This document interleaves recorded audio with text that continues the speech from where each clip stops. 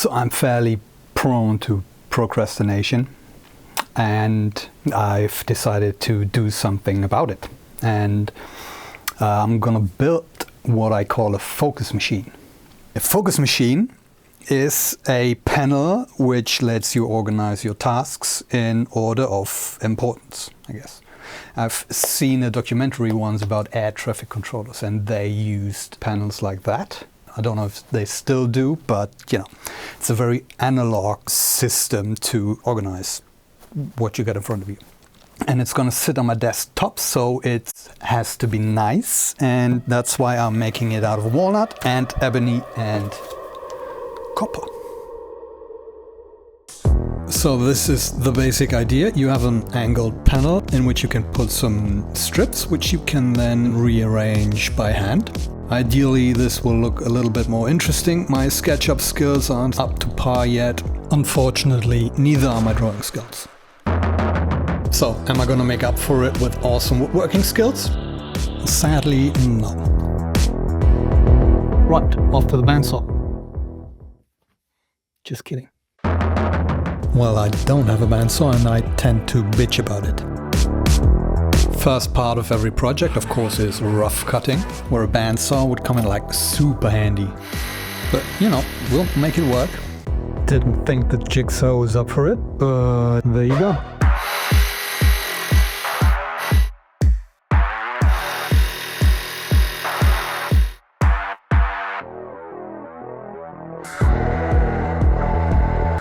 There is going to be a channel in here. Yeah, the plan is to route a shadow line all the way around, which is where the copper is going to go.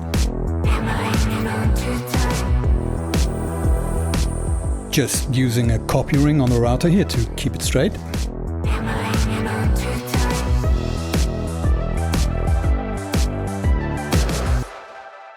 So I don't really trust myself that I can pull this off with the router and exactly hitting these grooves. So these angled pieces I will do by hand. So I'm just marking the outline with a scalpel and then use a chisel to remove the material. And this is about what that looks like. Let's see about the other ones.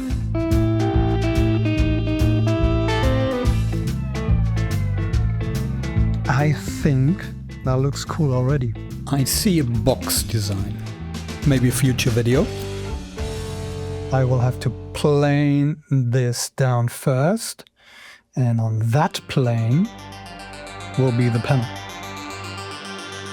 Seems easy. Nothing like a sturdy workbench. So here's a reminder to always use the correct tool for a job. For example, trying to hog away this much material with a hand plane is a monumentally stupid idea.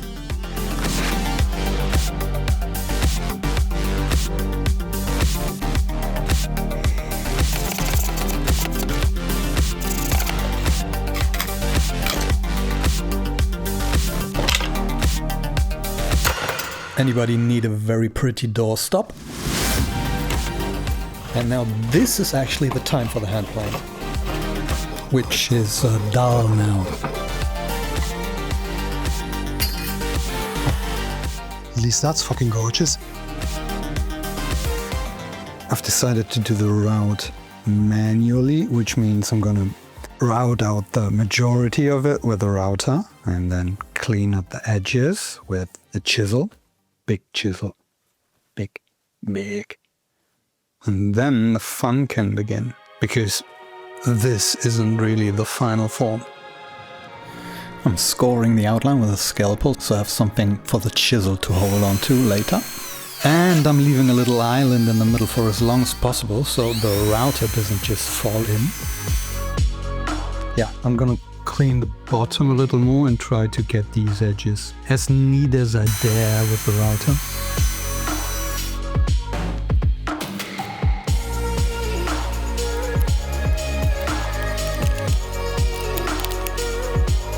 That's the corner.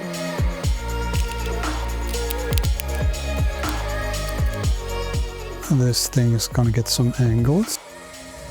And I'm starting with this one. So I do have the basic shape in mind. However, there is always things you do differently once you see it in the wood. Good thing is I'm the one making up the shape, so I can't really do it wrong. So if I round this, then there will be a curve here and a curve here. And I think I'll try and do that everywhere. Alright, time to have a look at these strips. I found out that if you want to make a number of pieces that are all exactly the same size and you don't have a table saw, there is a limited number of options. Yeah, so I kind of put these together in a clamp and now I'm gonna hand sand it. Bit of a process here to figure out what works and what doesn't.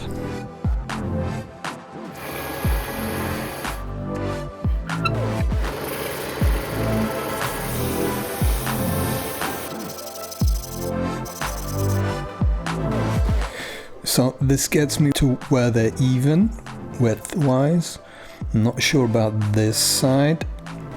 Might break out the belt sand, although I don't feel that's super accurate. But, you know, let's get closer.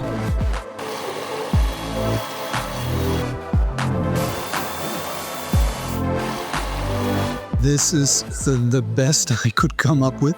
A little shooting sanding board. So each of them will be the same length and have like a good corner.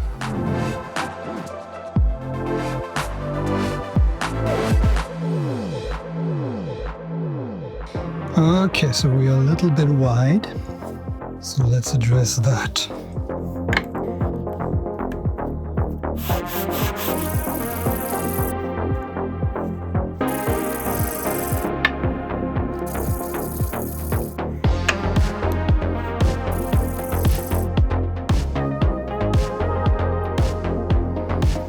Right, so these fit. Let's do something else. So regarding the copper, this is a test I did. I feel like I would have to be more thorough. However, I also feel like it could look cool if it's not like all shiny and perfect, is what I tell myself. Anyway, it's a fairly straightforward process. You'll take this adhesive, which they call milk, which is super weird. I mean, it's white, I get it. Still super weird. Anyway, you brush it in there and then you take the copper leaf and then you brush that in there as well. And as you can see, I chose the not so shiny and perfect option. Right, back to the strips. I needed some light background to write on, so I inlaid this mother of pearl into this piece of ebony as a test. Okay, I have not found a better solution, so it looks like I'm gonna do these all by hand. I have made a little jig, so I can just run the scalpel along here. I've marked the position where I need to stop. And then I'll build another jig for the sides.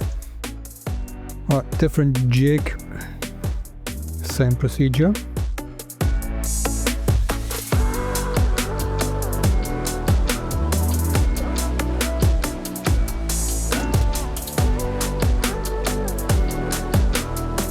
Route out most of the material to the rest by hand. Okay, definitely not breaking speed records here, but I think that's a pretty good result. 1 down, 6 to go. Okay, I'm gonna level with you here. I bought this stuff online and I'm not convinced it's real mother of pearl. Because when I sand it, it smells like ping pong balls with a hint of cancer.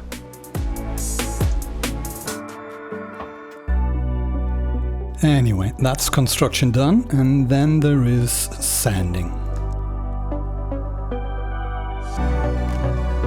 I have it sanded and prepared, and all is done. And I'm gonna try Rubio, like a fancy boy. This is easy enough. Squeegee it on, wipe it off, and you're done. Well, that looks pretty good. There are, however, a few spots that look pretty thirsty, so I'm considering overruling the monocoat directive. Second coat goes on.